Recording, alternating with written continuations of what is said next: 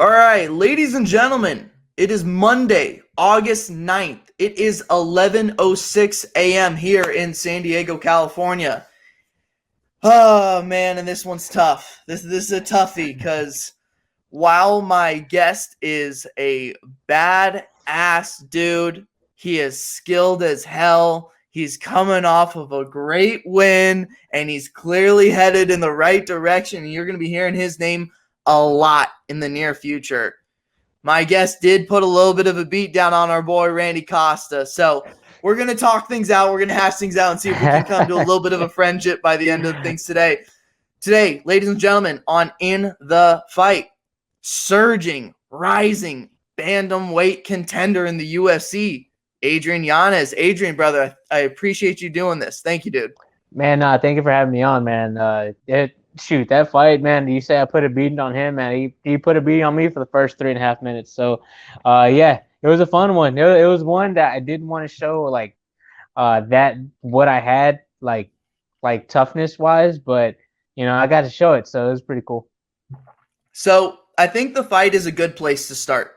I think that's where we probably start this conversation. So I think coming in, everyone knew this thing's going to be a banger, right? Like, there's just no way going into this fight you're like, it's going to be a snooze fest. Oh, it could not live up to that. Dude, this thing was destined to be sick as fuck. So, like, coming in, you know it's going to be hot. You know this thing's going to be a banger.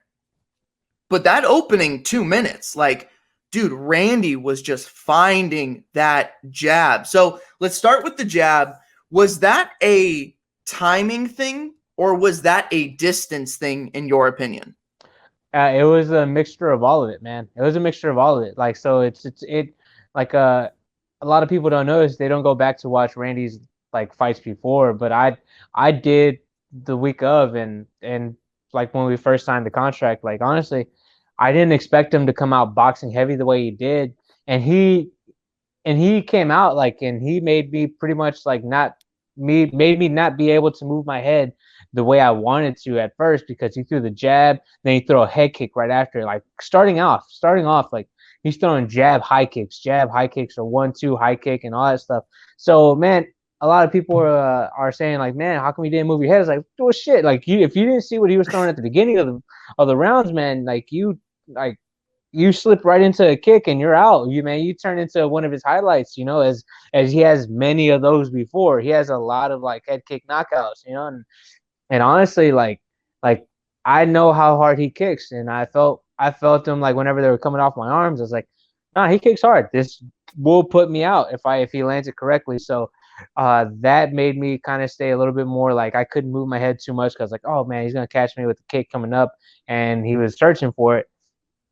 And then on top of that, his speed and the timing was like, he was at first I was able to see the jab coming, but like it was like one of those that like he would throw the jab, but it was a different speed. It started off slow but finished off quick.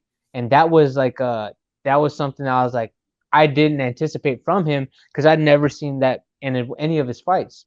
And then after that, he started being annoying with it and just started throwing, not, instead of just throwing one, he'd be like throwing three. He'd just keep the jab coming. And offset, instead of going double jab, like pop, pop, it was like pop, then pop, pop. It wasn't consistent, and it was like, it was awkward. It was like something that like man, any other fighter throws the jab, they throw one or they'll just go pop, pop. He just was like pop, then pop, pop. And then there was a couple where he threw three in a row and it was like pop, pop, pop, then back to single. He would change up the tempo. There was a lot of things that he was doing, and it was, honestly, it worked great for him. It had me on my back foot, just being like, what the fuck, like for a second. So it was good, because I didn't expect him to come out like that, and he completely switched up like the game plan that I thought he would have had. But man, like all props to him, because he came out super boxing oriented. He didn't want to come out super kick heavy like how he had in his last couple fights, because even he noticed that I knew how to block kicks correctly and everything, and he saw me countering a lot of his kicks, and he was like, all right, cool, well, the hands it is. And I didn't expect that, and he was able to do what he did. So I think something I always try and do on the podcast is like explain to the average person. Like I'm the first to admit that I am not like an expert. You know what I mean, bro? Like dude, I'm the same as everyone else. I just have been watching for almost my whole life MMA and boxing, and like I love it. I love talking to fighters about it. But dude, I am not the couch coach. I'm not the guy that's like, "Oh, this is what you're supposed to do." I have no fucking idea. But I love asking you guys about the little like technical things that we don't know at home.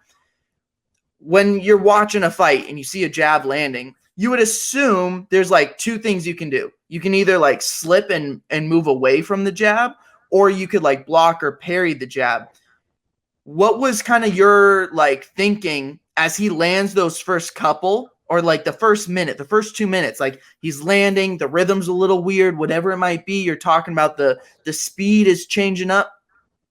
What was your thinking in terms of like defense? Were you going more like slip, like move away from it, or were you thinking like, yo, I'm gonna block this, I'm gonna move it out of the path of my head, or were you thinking like, yo, just survive the first 4 minutes, we'll worry about it later?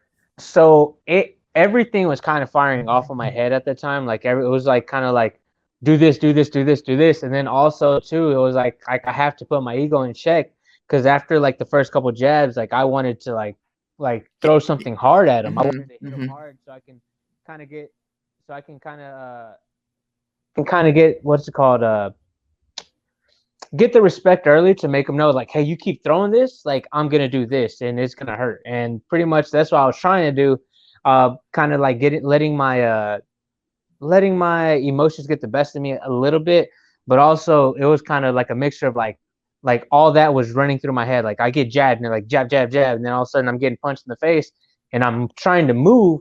But also what he did very well was like he limited my movement of the octagon of like the space that I had and cutting off. He made pretty much he turned pretty much a square into a triangle for me and made cut the space in half. That's another thing like would probably make it easier for people to understand. So I had a square box that I had, but he cut it in half and made it a triangle. Only made me able to move in that certain amount of area.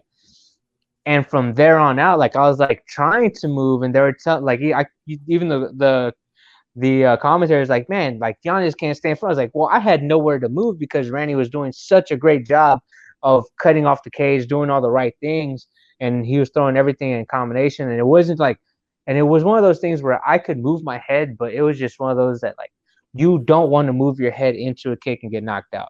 And then there was a couple punches where I was like, all right, cool, I'm gonna have to start rolling with these because they're like he does hit hard. And there was a couple right hands that I rolled with, so I turned with the punch so whenever he connected, I turned with it so it doesn't have enough it doesn't hit to the full extent of the power. So after that, like once I settled down and got out of my own head, I was like, I need to change things up. I need to start moving forward. I need to jab with him. Like anytime he throws something, I gotta throw, even if it's just a small jab. Stop throwing these hard punches. Just relax, be with him, throw with him, and that's what I started doing and started cutting off his legs. I started chopping it down. I was like, because I started thinking of multiple things at once. Jab with him, and also the thing that's making him move forward, I need to stop that. So I started kicking his front leg, kind of like pretty much deflating the tire in the wheel, and that's what I was trying to do. And after that, what I was trying to do is I was trying to hit heavy to the body too. Like there's a couple times where I went to the body, and I was like, okay, I'm gonna slow him down. Like I'm gonna make him slow down because I want him to. And a lot of people don't take that into account about this fight that I did land 2 shots to the body and they did have effect in the first round. And you could see the difference from whenever I landed, and you can see it in his eyes. They opened up big, and that's whenever I knew I was like, okay, now it's my time to start working. Now it's my time to start start throwing my combinations. And once I've had him on the back foot, I knew. But getting into the second round, between rounds, I was like still frustrated with myself, and my corner did a really good job of calming me down and just being like, look, you're good. Just relax. Just let yourself flow with it instead of like trying to chase these big shots.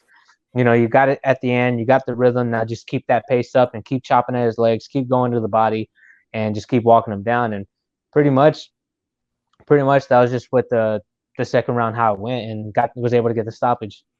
So the momentum changed, right? Like with a minute left, maybe like a little more than a minute left in the first round, and you talked about the body shots. You said the phrase, deflating the tire, and that's a Teddy Atlas quote. He says that all the time, and I know you're a big fan of his. He is a big fan of yours, which is the coolest shit Oh yeah. ever. Like boxing royalty, OG Oh legend of the yeah. game, and like to get his respect and love, like that means you're doing something right. But um, I wanted to talk about the body shots a little bit because everyone talked about like the uppercut finish and it looked great but really I thought the body work, at least from my end, and Randy said it too. He's like, "Yo, the body work's what kind of added up and got me." Um, 3 round fights, they can be really short, right? They happen so fast. Like Oh yeah. sometimes to throw to the body, you're nervous because it doesn't pay off right away, right? Like it takes time for that to come into effect. And this weekend, we saw Jose Aldo go to the body in the first 2 rounds. I know he's in your division. I know that he's up above you, so we don't want to like Oh yeah, glorify yeah, him yeah. or give him too much credit, but he's a legend in the game. And one of the things we were talking about, we went live after the fight and we're like, man, for Aldo to commit to the body work early on in the fight, it pays off later, right? You're making an investment to make life easier. Do you ever like second guess going to the body because you're like, oh man, dude, it might not pay off later, or like there's a little bit of a delayed gratification. Just curious about the thought process with body work when it comes to like 3 round fights. Man, honestly, my thought process is I've been trying to like get myself comfortable to even throw the body shots because like man, it's weird because like in MMA switching over to boxing, like boxing they throw to the body consistently. That's a big All the target time. for them. So like in MMA, like we don't use like we use it with kicks to the body and everything, like teeps and all that stuff. That works perfectly. But also at the same time, the punches do just as much damage as the kicks sometimes, man. Like if you place it in the right position. And with me, I every single time I hit Randy, I place those shots. There was a couple there's one where I hit him right underneath the belly button, and Mm. that you get hit right there, man. It will take the air out of you a little bit. And then there's also if you land right on the side, right at the outside of the floater ribs, man. Like, look, I'm telling you, like placement of these shots really matter. Placement because there's a lot of places where you can hit that is just a fight ender. So like a lot of people like Do you taking this. think, real quick, Good. just to kind of dive deeper into that, do you think the smaller like MMA gloves makes it easier to kind of like find those really small spots, whether it's Oh, like getting under the rib and shit? Oh, yo, oh no, absolutely. Like, man, I'm Yeah. telling you, if these boxers had 4 ounce gloves, they would find those shots so much more faster. Like Hmm. the biggest detriment with the boxing is like and not being able to land those shots solid is because the arms, like whenever they cover up for that liver shot, their arms like are covering a big spot of it. And some fighters, you got like some people like Canelo, the Bernard Hopkins never fought Oscar De La Hoya. They were able to find that lever even through the block shot and wrap their hook around their elbow and find it. But if they had smaller gloves, I'm telling you, there would be a lot more body knockouts just due to the fact of the size of the glove and also the impact. Because it's like they go from a bigger glove to a smaller, and it's like it's easier to find those shots, man. Like when Randy covered up and I threw that uppercut, in a box with boxing gloves, it probably wouldn't have hit as solid as it did. But since it was 4 ounces, it was right. It was right able to slip up the middle. So there's a lot. There's a lot more room to work with the 4 ounce gloves. But here's the thing with a lot of MMA fighters, they don't know punch placement, man. Like they don't know punch placement. They kind of go wild. They just swing to hit people in the head, and that's why like I'm a big fan of like Israel Adesanya. Like, man, Israel Adesanya is really good with punch placement and everything. Like every shot's meant for something. Uh it's always meant for like the grander scheme of things, man. And I love watching that guy fight because even if he misses a shot, it's for a purpose. It's absolutely for a purpose. Like he's like, okay, this three won't land, but it's only gonna set up my right hand whenever I get to launch it. So uh man, like so there's a lot of things that I see, but there's like like sometimes some MMA fighters aren't as smart as they like when it comes to MMA IQ or fight IQ or punch placement, because there's a lot of like things to be smart in the world of MMA, but when it comes to pure strictly just hands and hands, like dude, there's no one that really does it as well as like someone like Israel Adesanya when it comes to punch placement and setups, like even with kicks and everything, man. So like that's another big inspiration. And like, and then also too, whenever I switch over and I watch boxing and all that stuff, like you appreciate all the stuff that they're doing, because man, like look at someone like Devin Haney, man. Whenever he fought Jorge Linares, man, everything was placed. Nothing was wasted. Even if he threw a hard punch and it missed, it was only to set up something else. Like man, like the slow speed or the harder punches, and like to change the tempo and just being able to uh change up the power on a moment's notice. Like man, like it's something I always look at and I always marvel at, because man, like that just sets up the knockout, and I love knockouts, and that's what I want to continue to do. You love knockouts. We love knockouts too at home. They're very fun to watch. Um, Devin Haney, had they announced his next fight? Because I know they mentioned Lomachenko as like a possibility for December, and I mean, like, Oh obviously that would be the most badass fucking fight ever. They haven't announced it, right? I don't think no, so. I know. Just I think I just heard that Bob Arum was saying that he's a possible opponent for Lomachenko, but other than that, I haven't heard anything. Man, honestly, that whole 135 division, man, you can like you got Tank Davis, you have Ryan Garcia, you Ryan, have Teofimo Lopez, you got Devin Haney, you got Lomachenko, man, and even though he lost to Devin Haney just recently, man, Jorge Linares is still in there, ready in the mix. He's a banger, totally. dude. He was the first guy to drop Lomachenko. So like honestly, there's like a lot of good fighters at the weight class, and I think it should honestly be like a little bit of a kind of like a Grand Prix type of deal where they all fight, and then the person at the top gets all the belts. So I think that would be great.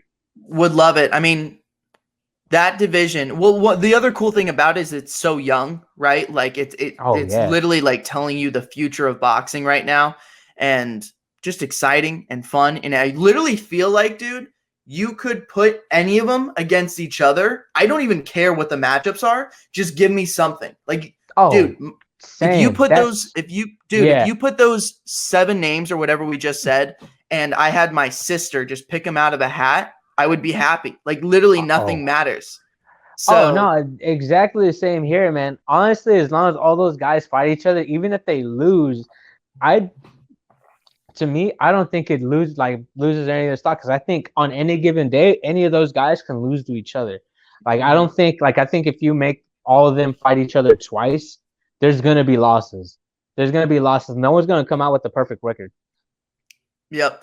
And then really the same thing for the 135-pound division, in the Oh, UFC, dude. oh It's like yeah. for the last like month maybe, I feel like it's gotten a lot of love. The bantamweight division, everyone's like, "Oh shit, bantamweights." Dude, I feel like for a year now though, like people in the game have known, dude, 35 is crazy right now. Like Oh yeah. absolutely crazy. So what I wanted to do was have you play matchmaker. And I know you did this a little bit on your recording with Randy, which we'll get into, but um 35 division. If you were Sean, if you were Dana, what are you doing? Like include yourself in there, but what do you do with all these guys at 35? Because there's some exciting fights, man. Man, honestly, the winner of that, the winner of the belt, like whoever gets the win, either Aljo or Peter Yan, Jan. depending on who wins. So if Yan gets the belt, I would like to see him versus TJ, and then I would like to see a rematch between Corey Sandhagen and Aljamain Sterling. But also, if you can literally switch Corey and TJ, literally swap them out, and I would love to see that fight anyway. Like I'd love to see either one of those fights anyways. And then after that, man, dude, you still got like a lot of good people on the horizon, man. You got Rob Font still sitting back and waiting to fight, man. And honestly, you throw Rob Font in any one of those mixes, and I think that would be fun. Jose Yeah. Aldo just coming off that Pedro Munoz win, man. Him and versus Rob Font would be a really great fight. I would pay to see that fight. Um, Yeah, honestly, you can do like a little mini tournament with those guys right there. It's because those guys are fucking badass, and I would love to see all those fights, and I would be taking notes the whole entire time. Of course you would. And like we're not even talking about like the 5 through 15 guys, the No, like not at all. O'Malley's and the U's, and just it's pretty dope. And then obviously like Frankie Edgar's still lingering around, and um dude, the division's loaded. You guys are in a great place. Super exciting. Oh yeah, Wanted to touch on, so you and Randy, you guys fight 2 weeks yeah, ago. This is 2 weeks ago. You guys are fighting in a cage, busting each other up. And last week, you guys recorded a podcast together, Friendly Foes. And now you guys are trying to make this a thing. Dude, how the fuck did this happen? dude, man. Honestly, like the whole buildup of just the whole fight, man, was like kind of like one of those things that I really respected. Like I really respected. He could have went out there and took like this whole like approach of like being like trying to be a Sugar Sean, trying to be like a Conor McGregor, trying to be like all these people who try hards, like a Kobe Covington and all that shit. But he like took the route of being like, nah, I really respect this guy. Like I respect him and all that stuff. And I was like, it's like cool. Like I really love that because I'm usually the guy that follows the person's energy and just like, all right, cool. Like with this Gustavo guy, I was like, well, man, where's he getting this from? Like he was talking shit. He's like, man, like, where's he getting this from? Like, I never said one thing bad about this guy. He's like, but he's going out there, like, being like, who is this guy? Who the fuck is this guy? And I'm like, all right, cool. When we fight, it's gonna be like a fuck you. And then, and whenever Randy came around, he was like, oh yeah, no, like, he's a really good guy, really respectful and all that stuff, like, good. And I was like, man, see, I love this stuff, and it doesn't make me not want to punch him in the face any less. It's just like, because we're gonna go on, we're gonna have like we get paid to do it. So I'm like, yeah, I want to get paid my full contract. So I was like, of course, like I'm gonna go out there and try to put him out. And Randy was real respectful about it, and I was like, man, like cool. Like if he was talking shit, it would have been a different story. But man, he was all love, man. He came out, and I really respect the guy like handling himself like that. And I know he was saying a lot of good things about me even before this fight and everything. So like it was really really cool, man. It honestly, like if he talked shit, it would have been differently. But since like I got to like see him as a person, and then I got to see him as a fighter. And man, just being able to see how he handles like us fighting, and then like the whole fight afterwards, like I have like an immense respect for that guy just due to everything how everything played out, man. He came out and didn't make an excuse. He came out and said, I'm coming for his head, but respectfully. And then also the buildup was very friendly, and like it wasn't like, oh fuck you or anything. It was like, oh no, your drink sucks. And I was like, oh okay, your snack sucks. And then all of a sudden it was just like kind of like, hey, friendly banner here and there. We even DM'd each other a little bit like for the fights, trying to see which fight cards we can get on, because we both knew that this fight needed an audience, and it like honestly didn't deserve to be at the Apex. It deserved an actual audience. And man, like after the fight, like I remember doing like little spaces on Twitter, and like I was talking to the fans and everything, and Randy hopped on for like 5-10 minutes, and people went nuts for it. And then after that, like people started asking for it. Me and Randy started messaging each other like, I think we might have something. And then we DM for a little bit. We're going back and forth, and next thing you know, we're like, all right, you know what? Let's do a podcast on Spaces. Let's see what type of attention we bring. And man, like the response was like great. And I was like, man, let's see, man. Like let's do it again. I'm down to do it again. He's down to do it again. So honestly, honestly, even after like all this after like even fighting each other, like we still were even like, man, like if we rematch him later, like dude, you know what type of numbers it's gonna do for the podcast anyways. Like, yeah, man, I wouldn't mind fighting you again. That'd be fun. He's like, yeah, of course, same here. It's like, so even if we do a podcast, we still wouldn't be against fighting each other later anyways. So it's all love, man. We still don't mind punching each other in the face. So I think it's all good for everybody. Like the biggest thing that like stood out to me kind of in the lead up, and actually afterwards too, but it's like the self-awareness that you guys both have. You're aware of where you are in the UFC. Like I think some guys, maybe it's just the marketing in them, and they think they're a little delusional. They're like, yo, I want the belt next. And it's like, yo, you've got 3 fights in the UFC. Like, you're a ways away. But you guys both seem to be aware of where you are, what you need to do. how you got to do it to climb the ranks. Like, you're not just going to get there by luck or by chance. Like, you got to earn it. You know what I mean? Like, no one's going to hand you that rise to the top 5 or whatever. So that was super dope. I was listening to you guys in your Twitter spaces, the friendly foes, and dude, it's awesome. The comments are firing off. People are into it. Like, live audience, people were stoked. And it's so refreshing and different. That's what was like badass about it. Like, so, I mean, plenty of fighters like to make content. Plenty of fighters want to have a YouTube channel, and it's all great. It's good for the sport. But you two doing it 2 weeks after a fight and now like wanting to explore more, that was so sick, dude. So sick. But still Team Reese's. Oh yeah, no, I get you. I got you 100%. You know, man, you know what's even really crazy, man. I had talked to Sean Shelby on Friday, and while I was talking to him, he's like he was still whatever about this fight. He was still whatever about this fight, but he was like not in the sense of like he was telling me how he felt before the actual like we actually sold. fought. He was like, man, prelims and all that stuff. He was like, that's how he had saw it. But he was like, dude, like how much chatter that like, because he was telling me how much he like where the fight was and everything. He's like, nah, like y'all like to me at the time y'all were prelims and like y'all. He was like, you and Randy created such the buzz and like the need for it that like he's like I had no other choice but to try to get this on a actual main card and good. He was like, good thing I did. He told me himself, like, good thing I did because holy crap, y'all went out there. And I was like, man, thank you. He was like, no, like y'all did this. I was like, I thank you so much. They're like, no. So he was still kind of whatever about it before and everything. Then all of a sudden, like the whole media wave came in and how we went about the fight and everything. Like, man, he confirmed it for us that like we went out there, MMA Twitter went out there and did their thing and put this up there. And he was like, he was so glad that he listened and like just like how it all went off. So, man, it was phenomenal, man. Like you know, everybody knew what this fight could have been, and then it went out there to be better than what it was. You know,